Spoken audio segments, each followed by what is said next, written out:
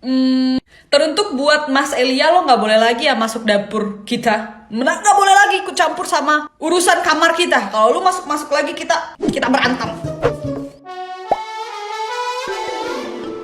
Hola netizen yang tercinta, Deddy Corbuzier ikut angkat bicara soal viralnya pernyataan dari Elia Miron yang diduga mengandung unsur penistaan agama. Elia Miron belakangan ini menjadi perbincangan publik karena konten-kontennya yang membahas seputar agama. Bahkan karena beberapa kontennya, Elia Miron sudah dinilai sebagai pemecah belah bangsa Indonesia karena membanding-bandingkan keyakinan. Deddy Corbuzier mengaku kesal dengan konten-konten Elia Miron yang cenderung membandingkan satu agama dengan yang lainnya, seolah ingin memecah belah bangsa dengan agama yang mereka anut. Deddy Corbuzier mengibaratkan Elia Miron menerobos masuk ke kamar orang lain hanya untuk menjelek-jelekannya dan membandingkan dengan kamar miliknya sendiri. Bagi Deddy Corbuzier, bahkan dirinya sendiri tidak berani membahas apa yang telah disampaikan oleh Elia Miron di beberapa kontennya, karena pembahasan itu adalah hal yang sangat sensitif. Meskipun masyarakat Indonesia hidup bertoleransi, Deddy Corbuzier menilai tidak seharusnya Elia Miron menimbulkan perpecahan. Deddy Corbuzier merasa opini yang disampaikan oleh Elia Miron soal agama membuat dirinya sangat tersinggung. Ia juga yakin banyak orang beragama di negeri ini yang merasa tidak suka dengan apa yang disampaikan Elia Miron. Lebih lanjut, Deddy Corbuzier mengutip satu ayat Al-Quran yang menyatakan bahwa apapun agama yang diyakini seseorang, maka hal itu sudah menjadi urusan mereka masing-masing dengan penciptanya. Maka tidak sepantasnya sebagai manusia justru ikut campur dan membanding-bandingkannya.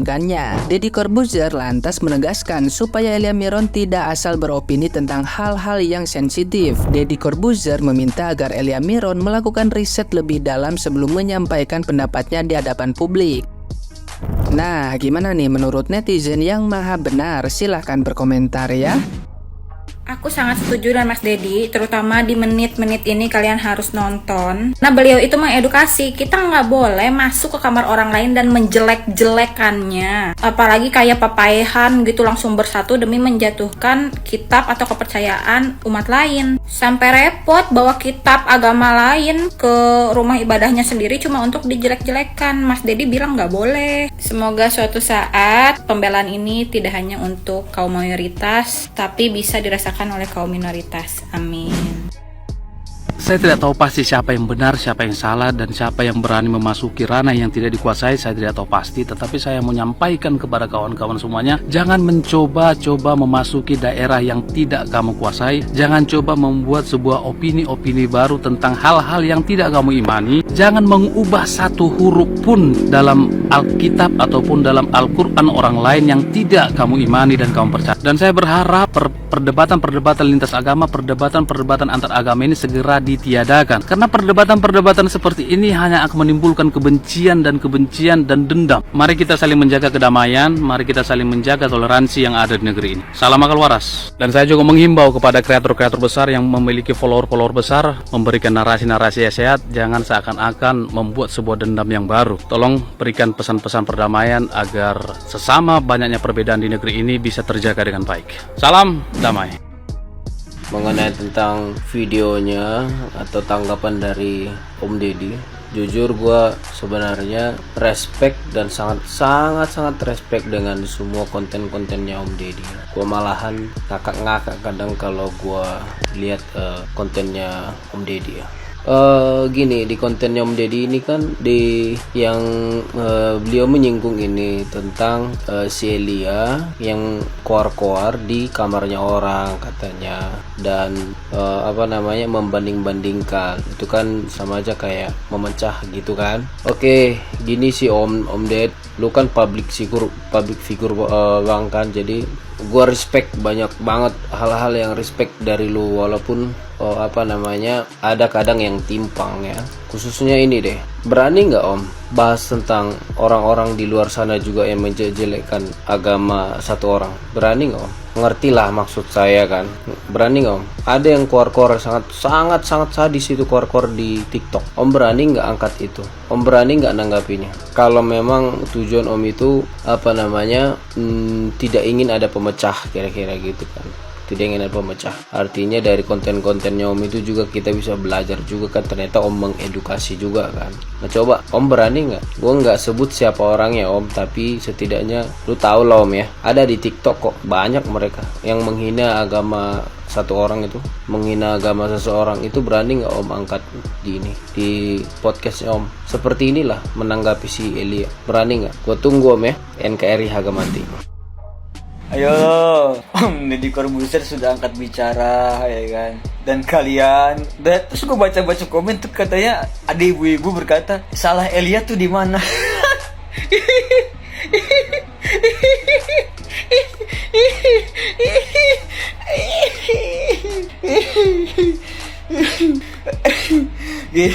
Gini ya, ibu-ibu, bapak-bapak yang merasa Elia Miron itu adalah cerdas.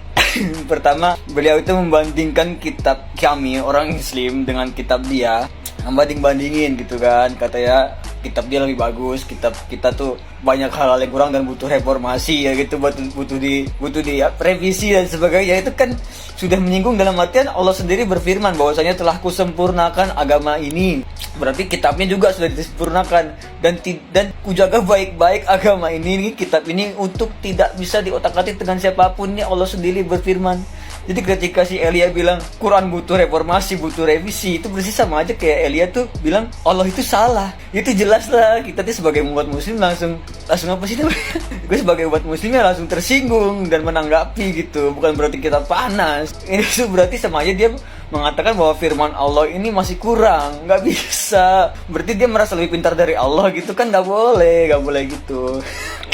Terus yang dia bilang katanya nabi palsu, tulisan-tulisan palsu gitu kan, pembelaannya kan saya nggak nyebut nama kan, gue bilang gue udah pernah ngejelasin sesuai bahasa. Dia bilang nabi-nabi gitu kan, nabi palsu, walaupun itu bukan untuk Nabi Muhammad Sallallahu Alaihi Wasallam. Dari Nabi Adam Sallallahu Alaihi Wasallam sampai dari Nabi Adam Alaihissalam sampai Nabi Muhammad Sallallahu Alaihi Wasallam semua kita imani. Jadi kalau satu aja kamu bilang itu palsu, entah siapa, kita tuh berhak tersinggung juga gitu. Sebagai umat muslim yang mempercayai semua nabi gitu, termasuk Nabi Isa alaihissalam. Terus kata dia tulisan-tulisan palsu. Berarti kan tulisan-tulisan itu kumpulan tulisan adalah kitab atau buku.